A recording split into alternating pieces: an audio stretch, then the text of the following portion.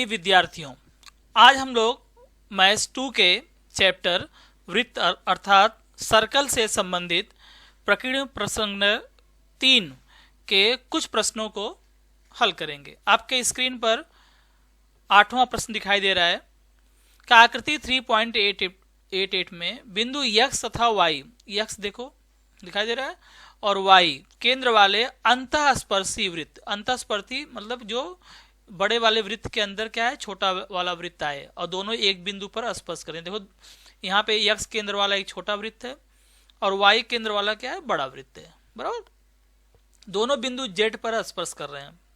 बोला बड़े वाले वृत्त की जो जीवा BZ है, BZ दिखाई दे रही है, यह क्या कर रहा है, छोटे वाले वृत्त को बिंदु A पर प्रतिच्छेदित करती है। लिखा है ना, छोटे वाले वृत्त को बिंदु A पर प्रतिच्छेदित करती है। तो सिद्ध कीजिए कि AX रेख AX जो है पैरेलल होगा किसके, BY के। लिखा ना AX पैरेलल BY या AX समांतर BY। तो पहले क्या करेंगे, Y को Z से मिला देंगे, ठीक ना, जो X से होते हुए जाएगा।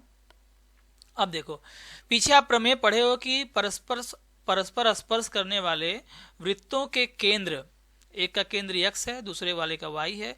केंद्र तथा स्पर्श बिंदु, ये तीनों जो बिंदु होते हैं वो क्या होते हैं, एक रेखी होते हैं।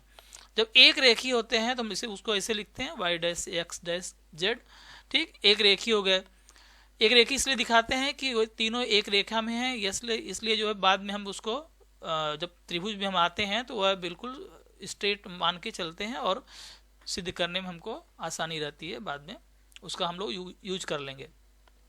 अब देखो त्रिभुज AXZ में XA सर्वांगसम है किसके, XA सर्वांगसम किसके है, XZ के। क्यों है, XA और XZ क्या है, छोटे वाले जो वृत्त है इसकी त्रिज्याएं हैं, ठीक ना। जब त्रिज्याएं हैं तो त्रिज्याएं आपस में क्या होती हैं, बराबर होती हैं। तो हम कह सकते हैं XA सर्वांगसम हो गया किसके, XZ के।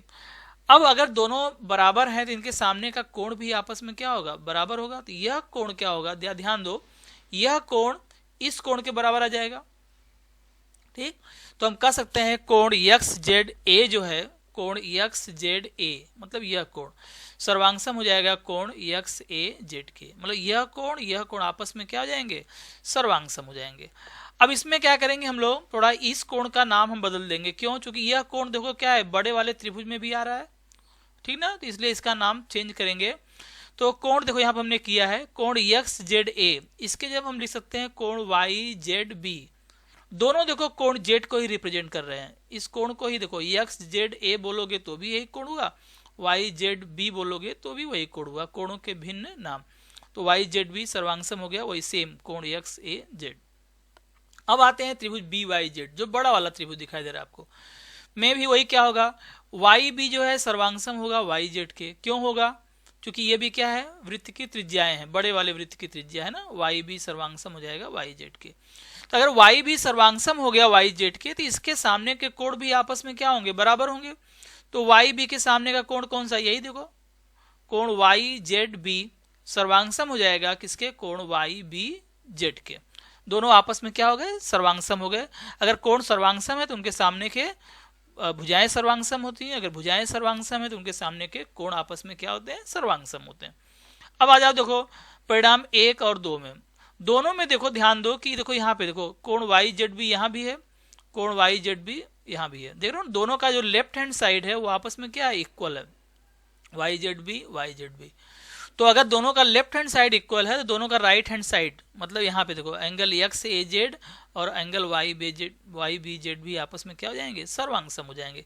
वही देखो हमने यहाँ लिखा है कि कोण XAZ मतलब यहाँ देखो ये वाला आ गया, सर्वांगसम हो गया कोण YBZ के। अब आकृति में जरा ध्यान दो, कोण XAZ दिख रहा है आपको, यह कोण XAZ सर्वांगसम कोण YBZ, कहने मतलब यह कोण और यह कोण आपस में क्या हो गए, सर्वांगसम हो गए। अब ध्यान दो जरा, यह कोण और यह कोण किस तरह के कोण है, दोनों कैसे कोण है, संगत कोण है। तो जब संगत कोण आपस में सर्वांगसम हो गए तो उनसे संबंधित जो भी भुजाएं या रेखाएं होंगी वह परस्पर क्या हो जाएंगी, समांतर हो जाएंगी। तो देखो तो AX क्या हो गया, समांतर किसके हो गया, BY के, संगत कोण कसौटी। अब चलेंगे हम लोग अगले वाले में। प्रश्न संख्या 9 आपको सामने है। क्या संलग्न आकृति में 3.89 में रेखा यल बिंदु O केंद्र वाले वृत्त को बिंदु P पर स्पर्श करती है। O केंद्र वाला एक वृत्त है और एक रेखा यल है जो उसको P पर स्पर्श करती है। बिंदु Q त्रिज्या OP का मध्य बिंदु है। Q देखो ध्यान दो, जो Q है वो त्रिज्या OP का मध्य बिंदु है। अगर पूरी त्रिज्या हमारी 10 है तो OQ कितना होगा, 5 होगा, और PQ भी कितना होगा, 5 होगा। बिंदु Q से होकर जाने वाली जीवा, Q से जो जीवा जा रही है, यह जीवा RS जो है वह रेखा यल के क्या है, पैरेलल है, समांतर। देखो लिखा जीवा RS पैरेलल किसके, रेखा यल के। यदि RS इक्वल टू 12, यह पूरा जो जीवा RS है वो कितनी हो, 12 हो, तो बोला वृत्त की त्रिज्या ज्ञात करो। वृत्त की त्रिज्या मतलब यह OR या OP हमें ज्ञात करना है। तो देखो आकृति में कोण OPT, ये देखो T ध्यान दो थोड़ा चिपक गया है, अब ये T है, अब देखते रहो। तो कोण OPT यह कितना होगा, 90 डिग्री होगा। क्यों, स्पर्श रेखा त्रिज्या प्रमेय से, या स्पर्श रेखा प्रमेय भी लिखते हैं इसको डायरेक्ट, ठीक ना। तो स्पर्श रेखा प्रमेय से यह कोण कितना हो गया, 90 डिग्री हो गया। अब जीवा RS जो है, यह RS पैरेलल किसके है, रेखा यल के। ये यल है, ध्यान रखना, RS पैरेलल है किसके, रेखा यल के। जब ये पैरेलल है, उसके समांतर है, तो क्या मिलेगा हमको, यह कोण OQR सर्वांगसम हो जाएगा कोण OPT के। क्यों, ये दोनों कैसे कोण है, संगत कोण। भाई दोनों रेखाएं समांतर हैं तो उनके जो संगत कोण है आपस में क्या होंगे, सर्वांगसम होंगे। ठीक, ये हमने लिख दिया, कोण OQR सर्वांगसम हो गया कोण OPT के संगत कोण कसौटी का विलोम। ध्यान दो, समांतर से जब हम कोण पे आते हैं तो विलोम लिखते हैं, कोण से जब समांतर पे जाते हैं तो कसौटी तक क्यों लिखते हैं। तो यहाँ पे समांतर से कोण पे आ रहे हैं इसलिए संगत कोण कसौटी का विलोम हो जाएगा। अब ध्यान दो, कोण OPT का मान कितना है, 90 डिग्री। परिणाम एक में देखो आपने लिखा है ना, OPT कितना, 90 डिग्री। तो OQR भी कितना हो जाएगा, 90 डिग्री। तो यह जो कोण हो गया 90 डिग्री हो गया। जब यह कोण 90 डिग्री हो गया तो हम कह सकते हैं कि OQ जो है लंब है किस पर, RS पर। भाई 90 डिग्री का मतलब क्या हो गया कि OQ लंब हो गया किस पर, RS पर। जब ये लंब हो गया तो किसी वृत्त, अभी इसके पहले आप पिछली कक्षाओं में आप प्रमेय पढ़े हो कि वृत्त के केंद्र से जीवा पर डाला गया लंब, वृत्त के केंद्र से जीवा पर डाला गया लंब जीवा को क्या करता है, समद्विभाजित करता है। जब समद्विभाजित करेगा तो जो ये QR दिखाई दे रहा है आपको, ये QR क्या होगा, इस पूरे जीवा का क्या होगा, हाफ होगा। तो लिखो, हमने लिखा ना हाफ मल्टीप्लाई RS। अब RS की वैल्यू ऑलरेडी गिवन ना, दिया हुआ है, देखो कितना दिया है, 12 यहाँ पे दिया है ना, RS इक्वल टू 12 से में, तो 12 रख देंगे, 2 से उसको कट करेंगे तो कितना, 2 6 जा 12 हो जाएगा। तो QR की वैल्यू कितनी आ गई, 6, मतलब ये हमें मिल गया, QR कितना आ गया, 6। अब मान लेंगे वृत्त की त्रिज्या जो है R है, तो ऑलरेडी नेचुरली होती है, फिर भी चूंकि प्रश्न में मान लेंगे हम लोग, इसमें वृत्त की त्रिज्या R है, तो अगर R है तो OR भी स्मॉल r होगा और OP भी क्या होगा, स्मॉल r होगा। ठीक, तो OQ, या ध्यान दो, OQ ये प्रश्न में दिया है कि OQ क्या है, इस पूरे OP का आधा है। अब ये कहाँ से आया, यहाँ देखो दिया है कि बिंदु Q त्रिज्या OP का मध्य बिंदु है। अगर यह मध्य बिंदु है, ध्यान दो यह मध्य बिंदु है, तो OQ क्या हुआ, पूरे OP का क्या हुआ, आधा हुआ, तो हाफ मल्टीप्लाई OP। आप चाहो तो यहाँ लिख सकते हो बिंदु Q, यही जो सेम चीज है, बिंदु Q त्रिज्या OP का मध्य बिंदु, यहाँ पे आप चाहो उसको मेंशन कर सकते हो, ये भी चलेगा। यहाँ पे दत्त लिख देना, दत्त मैंने लिखना भूल गया। तो OQ इक्वल टू क्या हो जाएगा, हाफ मल्टीप्लाई OP। तो हाफ हो गया, OP कितना है, R है, तो क्या हो जाएगा, R/2 हो जाएगा। तो जो OQ है वो हो जाएगा हमारा कितना हो जाएगा, R/2 हो जाएगा। ठीक, अब आते हैं समकोण त्रिभुज OQR में। ये देखो पाइथागोरस प्रमेय से क्या हो जाएगा, OR² equal to OQ² plus QR², OQ² plus QR²। तो OR हमारा कितना है, स्मॉल r। ठीक, OQ क्या है, R/2, जस्ट यहाँ फाइंड किया आपने। और QR कितना है, 6 है। QR कितना है, यहाँ पे देखो 6 है, सब वैल्यू रख देंगे तो R² प्लस R/2 का होल स्क्वायर इक्वल टू 6 का स्क्वायर हो जाएगा। अब इसको क्या करो, ये देखो कहाँ है, इक्वल के कहाँ है, राइट साइड है ना, इसको लाओ लेफ्ट साइड। जब लेफ्ट साइड लाएंगे तो देखो ये हमको ऐसे मिल जाएगा। इसका मतलब अगला स्टेप हम मान के चलते हैं, तो R² माइनस R/2 का होल स्क्वायर इक्वल टू क्या मिला, 6 का स्क्वायर। अब इसका जब होल स्क्वायर करेंगे तो R का होल स्क्वायर तो R² ही आएगा, लेकिन जब इसका होल स्क्वायर करेंगे तो जाएगा R²/4, 4 मिलेगा, 2 का स्क्वायर 36 हो जाएगा, यहाँ पे इक्वल टू 6 का स्क्वायर कितना जाएगा, 36 हो जाएगा। अब 4 का आर में देखो कैसे इसको हम सॉल्व करते हैं। 4 का आर में मल्टीप्लाई करेंगे 4r² माइनस r², फिर अपान फिर यही 4 लिख देते हैं। तो 4r² माइनस r² अपान 4 या अपान 1 करके करोगे तो भी आएगा, जैसे भी आपको समझ में आए, इक्वल टू 36। तो देखो इसके बाद क्या हो जाएगा, 4r² में से एक r² का मतलब कितना हुआ 1r², तो 4 में से 1 सब्ट्रैक्ट करोगे कितना आएगा 3r²। तो 3r² इक्वल टू कितना हो जाएगा, ये 4 का मल्टीप्लाई कहाँ हो जाएगा 36 में, क्रॉस मल्टीप्लीकेशन तिरिया गुड़ा हो जाएगा, तो 4 गुड़े 36 हो जाएगा, और 4r² में से r² निकलेगा तो क्या आ जाएगा 3r² हो जाएगा।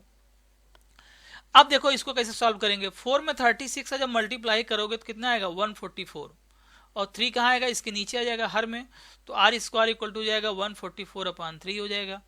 तो r² इक्वल टू 3 से इसको डिवाइड करेंगे तो आ जाएगा 48 हो जाएगा। अब 48 का हम वर्गमूल ले लेंगे, तो r बराबर हो जाएगा करड़ी में 48, तो r बराबर हो जाएगा, इसको हम लिख सकते हैं 3 × 16। सो इसको ऐसा लिखेंगे जिससे आसानी के एक का हम वर्गमूल निकाल सकें। तो 16 का वर्गमूल कितना हो गया 4 हो गया, 4 बाहर हो गया, तो r इक्वल टू कितना आ गया 4√3 हो गया, 4√3। अब अगला प्रश्न देखो 10वां, आकृति 3.90 में आपको जो दिखाई दे रही है, रेख ए बी बिंदु सी केंद्र वाले वृत्त का व्यास है। देखो ए बी हमारा क्या है व्यास है, डायमीटर दिखाई दे रहा है आपको। वृत्त की स्पर्श रेखा पी क्यू, जो स्पर्श रेखा पी क्यू जा रही है आपकी, यह वृत्त को बिंदु टी पर स्पर्श करती है। कहाँ स्पर्श कर रही है टी पर। एपी जो है देखो लंब है किस पर पी क्यू पर, है ना, उसके एपी जो है परपेंडिकुलर है पी क्यू पर। ऐसे ही दिया है कि बी क्यू भी देखो परपेंडिकुलर है पी क्यू पर। तो सिद्ध करना हमको है कि सीपी दिखाई दे रहा है आपको, सीपी जो है सर्वांगसम किसके होगा सी क्यू के, सीपी सर्वांगसम हो जाएगा सी क्यू के। तो क्या करेंगे हम लोग, पहले सीपी खींच देंगे, सीटी खींच देंगे, सी क्यू ये रचना का पार्ट है, ठीक ना, मैंने यहाँ प्रश्न में ही दिखा दिया है। अब देखो उपपत्ति में AC इक्वल टू क्या होगा CB, देखो AC इक्वल टू क्या CB, AC और CB क्या है वृत्त की त्रिज्याएं हैं, दोनों आपस में क्या होंगी बराबर होंगी।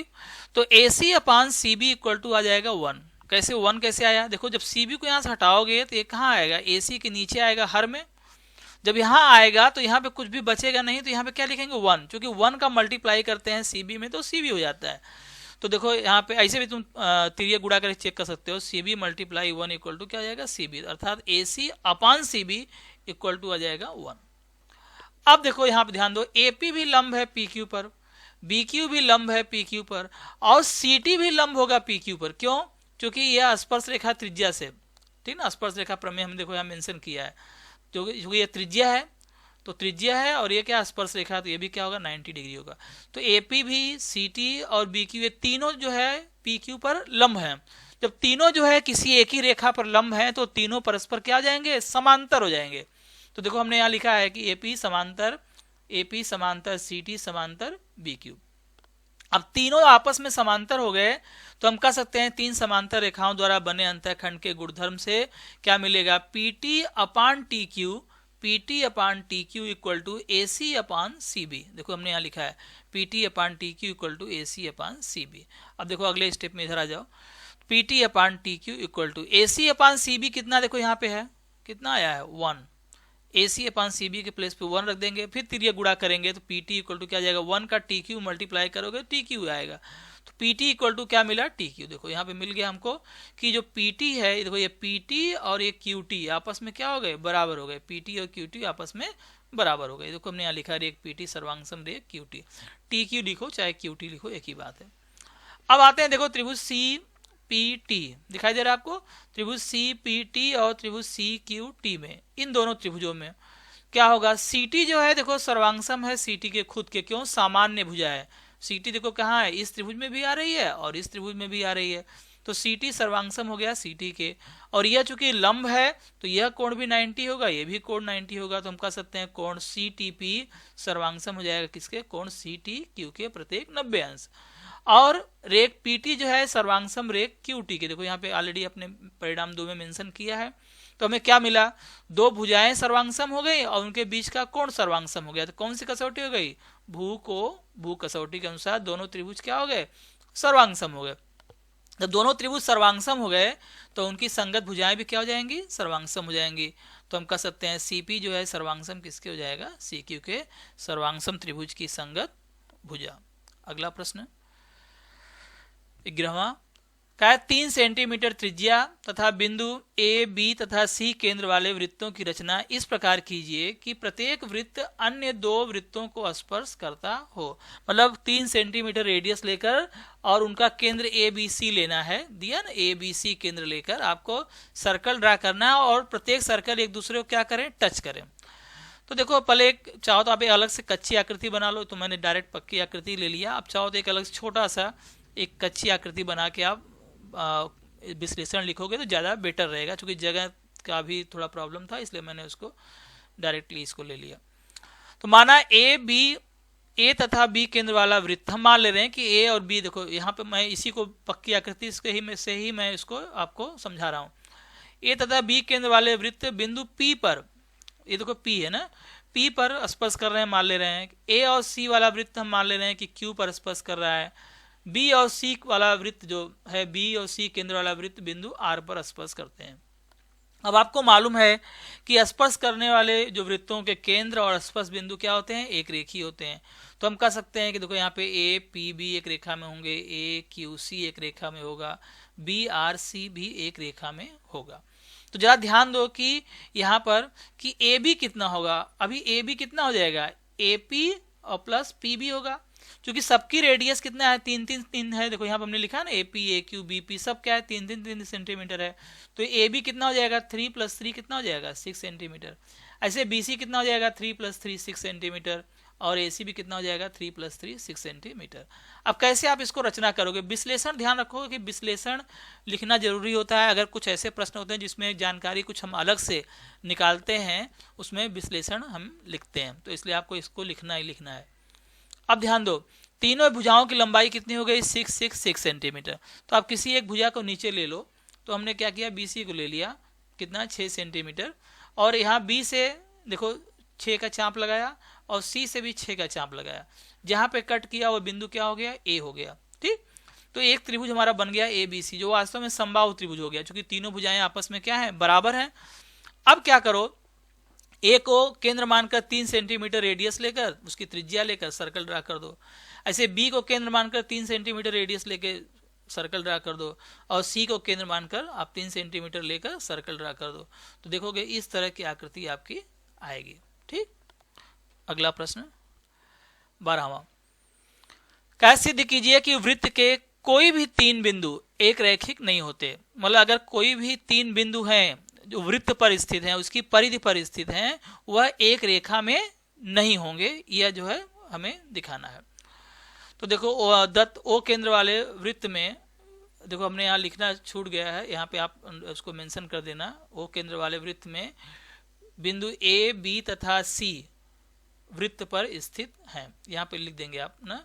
ओ केंद्र वाले वृत्त में बिंदु ए बी तथा सी वृत्त पर स्थित हैं, ये छूट गया है, तो इसको आप जरूर मेंशन कर दीजिएगा। साध्य, बिंदु ए बी तथा सी एक रेखिक नहीं है। हमें दिखाना है कि जो ए बी सी जो है वह क्या है, एक रेखिक नहीं है। तो रचना देखो क्या करेंगे, ओ को ए से मिला देंगे, ओ को बी से, ओ को सी से, ठीक, और ए को बी से, बी को सी से मिला देंगे, सब मिला देंगे। अब आकृति में ध्यान दो कि ओ ए बराबर ओ बी क्यों होगा, ओ ए बराबर ए बी ओ बी, यह क्या है, एक ही वृत्त की त्रिज्याएं हैं।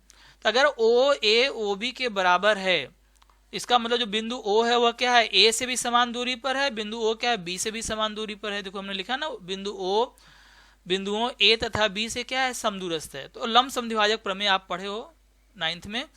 इसका मतलब अगर यह बिंदु ओ जो है ए और बी समान दूरी पर है, इसका मतलब जो बिंदु ओ है वह रेख ए बी के कहाँ होगा, लंब समद्विभाजक पर होगा। जो बिंदु ओ है वह कहाँ होगा, ए बी के लंब समद्विभाजक पर होगा। इसी प्रकार हम बोल सकते हैं जो बिंदु ओ है वह क्या है, रेख बी सी के भी लंब समद्विभाजक पर होगा। जैसे इसको प्रूव किए वैसे ही देखो बिंदु ओ क्या हो जाएगा, बी सी के भी लंब समद्विभाजक पर होगा, क्योंकि यहाँ पे ओ बी बराबर क्या है, ओ सी है। जैसे यहाँ ओ ए बराबर ओ बी था, वैसे ओ बी बराबर ओ सी है, तो हम कह सकते हैं जो बिंदु ओ है वह क्या है, बी सी के भी लंब समद्विभाजक पर होगा। इसका मतलब क्या हुआ कि बिंदु ओ जो है ए बी के भी लंब समद्विभाजक पे आ रहा है, और बिंदु ओ कहाँ है, बी सी के भी लंब समद्विभाजक पर आ रहा है। देखो हमने यहाँ लिखा है कि बिंदु ओ क्या है, रेख ए बी तथा रेख बी सी दोनों के लंब समद्विभाजक पर है।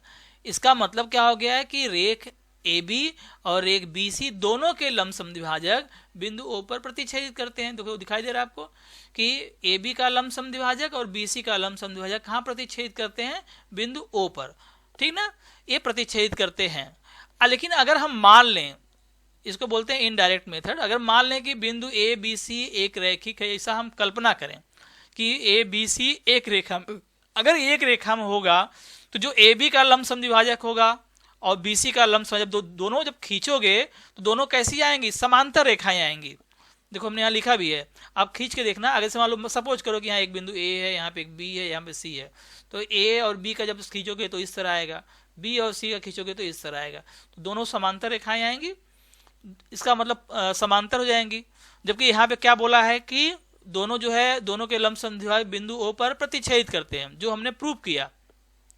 तो यहाँ पे समांतर दिख रहा है और यहाँ पे हमने प्रूव किया कि वह क्या है, एक दूसरे को बिंदु ओ पर जबकि प्रतिच्छेदित कर रहे हैं। इसका मतलब कि जो कि कथन एक से हमारा जो हमने ये माना है कि ए बी सी एक रेखिक हैं, वह क्या है, गलत है, मतलब वह असंगत है। किससे, परिणाम एक से। देखो हमने लिखा है ना, जो कथन एक से क्या है, असंगत है। इसका मतलब जो हमने माना, हमने क्या माना था कि बिंदु ए बी सी एक रैखिक है, ये हमारा गलत है।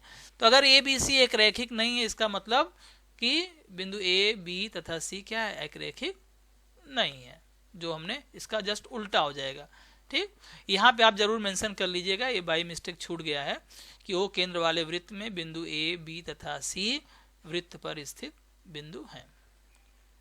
अगला 14, क्या संलग्न आकृति में